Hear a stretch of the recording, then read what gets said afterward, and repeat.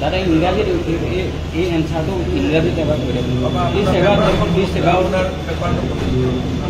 All India joint secretary Hemanta Sharma. সাংবাদিক হয়, কৰ সাংবাদিক? মই ভাৰতীয় সাংবাদিক সংঘৰ জইণ্ট ছেক্ৰেটাৰী।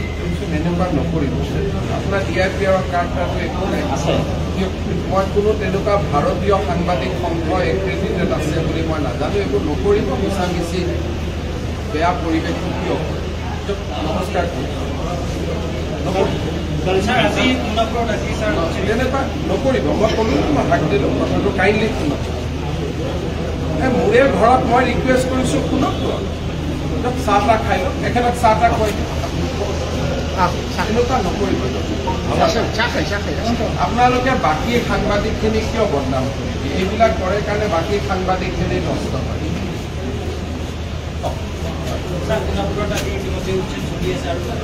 সোণাপুৰত আমাৰ উচ্ছেদ অভিযান চলি আছে। সোণাপুৰ এটা tribal belt and block. Tribal belt and ব্লকত অতি শান্তিপূৰ্ণভাৱে আমাৰ উচ্ছেদ অভিযান চলি আছিলে আৰু ৰাইজ যিসকলে মাটি দখল কৰিছিলে তেওঁলোকে দৰং জিলা আৰু মৰিগাঁও জিলাৰ নিজৰ নিজৰ অৰিজিনেল ঘৰলৈ উভতি গৈছিল। আজি ৰাতিপুৱাৰ পৰা কংগ্ৰেছ দলে যেতিয়াৰ পৰা তেওঁলোকে এই উচ্ছেদক বিৰোধিতা কৰিবলৈ আৰম্ভ কৰিলে তেতিয়াই এচাম মানুহ উগ্ৰ হৈ পৰিল। আপোনালোকে যদি চাই যে বিৰোধী দলপতিয়ে 10টা 10:30 বজাৰ পৰা এই এভিকশ্যনটোৰ বিৰোধিতা কৰা আৰম্ভ কৰিলে। কংগ্ৰেছ দলে জনা উচিত যে ট্ৰাইবেল বেল্ট এণ্ড ব্লক অসমত কংগ্ৰেছে আনিছে আৰু কংগ্ৰেছে এতিয়া ট্ৰাইবেল বেল্ট এণ্ড ব্লকত এভিকশ্যন হোৱাৰ বিৰোধিতা কৰিলে। যেতিয়া কংগ্ৰেছে ৰাতিপুৱাৰ পৰা এভিকশ্যন বিৰোধিতা কৰিলে তেতিয়া তাত মানুহ উগ্ৰ হৈ পৰিলে। পুলিচৰ ওপৰত আক্ৰমণ চলালে। আমাৰ চাৰ্কুল অফিচাৰ, আমাৰ তাৰে থানাৰ OC আৰু DCP গোটেইসকল ঘায়েল হ'ল। পুলিচেও প্ৰত্যুত্তৰত গুলী চলাবলগীয়া হ'ল।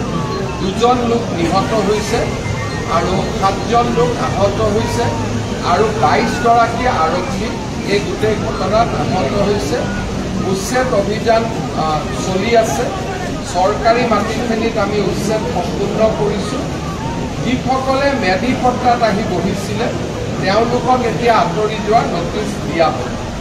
গুৱাহাটীৰ একেবাৰে লগত আজি যি ধৰণে সংগঠিত আক্ৰমণ হ'ল ই আহিবলগীয়া দিনবিলাকৰ পৰিৱেশৰ বিষয়ে আমাক আকৌ এবাৰ ভবাই তুলিছে যে আহিবলগীয়া দিনবোৰ কিমান ভয়ংকৰ হ'ব পাৰে। আৰু এইটো গুৱাহাটীৰ গাতে লাগিব, মহানগৰৰ গাতে লাগি থকা অৱস্থাত আৰু যোৱাকালিলৈকে সম্পূৰ্ণ শান্তিপূৰ্ণ আছিল। তেওঁলোকে নিজৰ নিজৰ ঘৰত ঘূৰি গৈছিল আৰু আমি ট্ৰেকো কৰি আছিলোঁ। কিন্তু আজি ৰাতিপুৱা কংগ্ৰেছে উৎসাহ জনোৱাৰ লগে লগে পৰিৱেশ এটা অৱনতি হয়।